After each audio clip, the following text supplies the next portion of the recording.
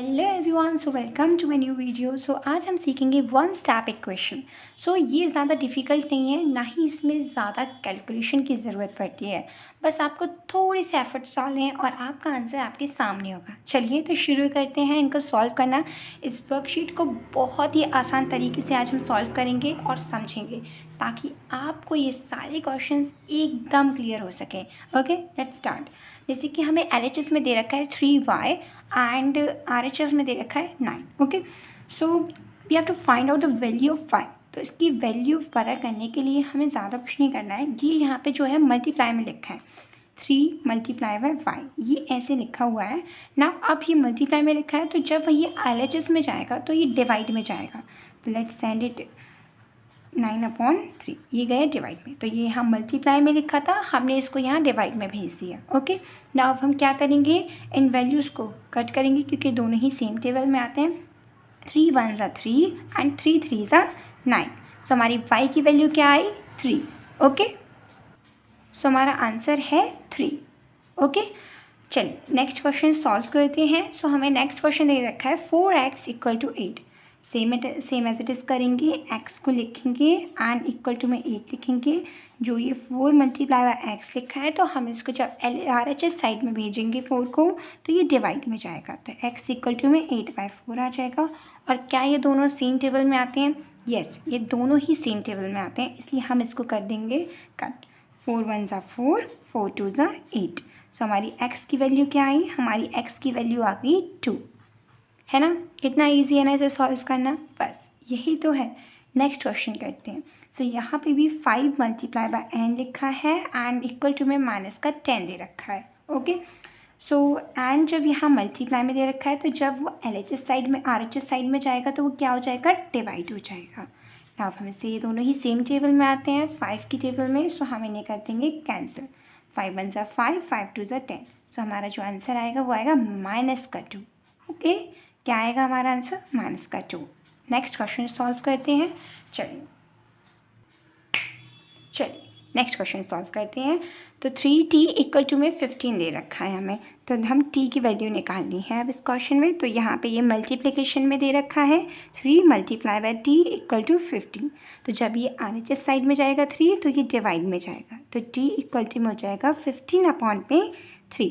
ना इनको हम शॉर्ट फॉर्म में कन्वर्ट करेंगे क्योंकि दोनों ही 3 के टेबल में आते हैं। चलिए तो इनके कट करते हैं। 3 1 3, 3 5 50।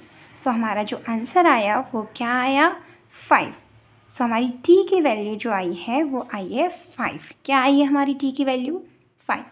नेक्स्ट क्वेश्चन सॉल्व करते हैं। इसमें हमें गिवन है 6x = में 24। क्या गिवन है, 6x = में 24। चलिए तो इसे सॉल्व कर लेते हैं।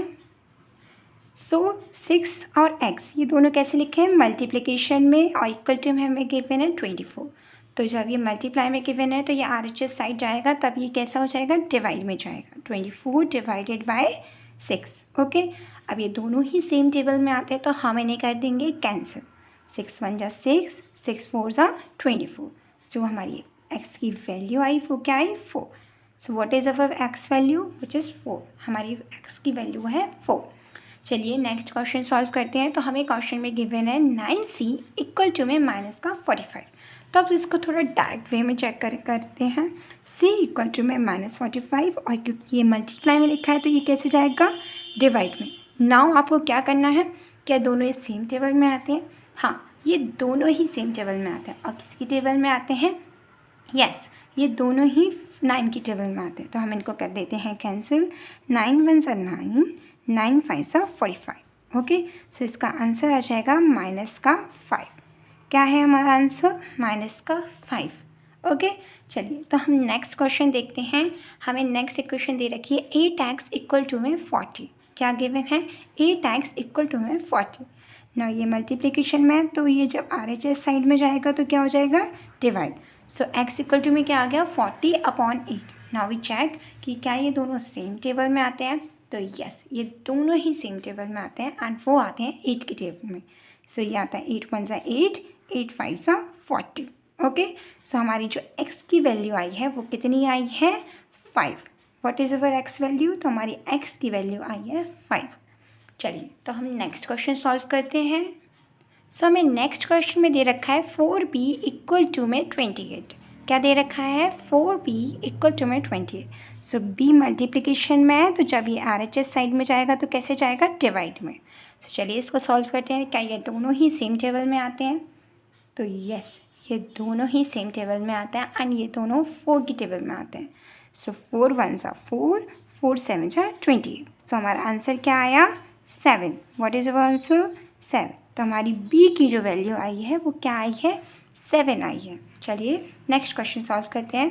सो हमें नेक्स्ट इक्वेशन दे रखी है 3m इक्वल टू में 18। हमें क्या गिवन है? 3m इक्वल टू में 80। नाउ ये m इक्वल टू में जाएगा 18 अपॉन में 3। ओके, नाउ हम चेक करेंगे क्या दोनों ही सेम टेबल में आते हैं? यस, ये दोनों ही सेम टेबल में आते हैं। ये दोनों 3 की टेबल में आते हैं। 3 1s are 3, 3 6s are 18। सो हमारी m की वैल्यू क्या आई? m की वैल्यू आई 6। सो हमारा आंसर हो गया 6। नेक्स्ट क्वेश्चन सॉल्व करते हैं। 2p इक्वल टू में 16। सो p इक्वल टू में हो जाएगा 16 अपॉन में 2। क्या हो जाएगी हमारी p की value? 16 upon 2।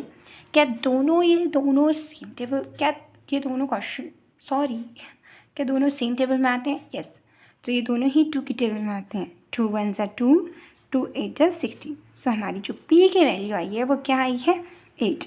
So p equal to में क्या हो गया है? 8। चलिए नेक्स्ट क्वेश्चन सॉल्व करते हैं। 7x इक्वल टू में 21। क्या है? 7x इक्वल टू में 21। सो इस क्वेश्चन को आपको सॉल्व करना है। ओके, अब आपको मुझे कमेंट सेक्शन में इसकी वैल्यू गिवन करनी है कि इसका आंसर जो x की वैल्यू है कितनी आएगी। सो जल्दी से बताइए x की वैल्यू कितनी होगी। ओके, अगर आपको ये वीडियो समझ आई हो और मेरा एक्सप्लेनेशन ईजी लगा हो तो जल्दी से इस चैनल को कर लीजिएगा सब्सक्राइब, ताकि ऐसे ही और भी वीडियोस के ज़रिए आप मैथ्स को अपनी इजी कर सकें। और मैं और भी ऐसी वीडियोस लाती रहूँगी ताकि आप अपनी मैथ्स की प्रैक्टिस जारी रखें। Thank you so much for watching. Bye bye.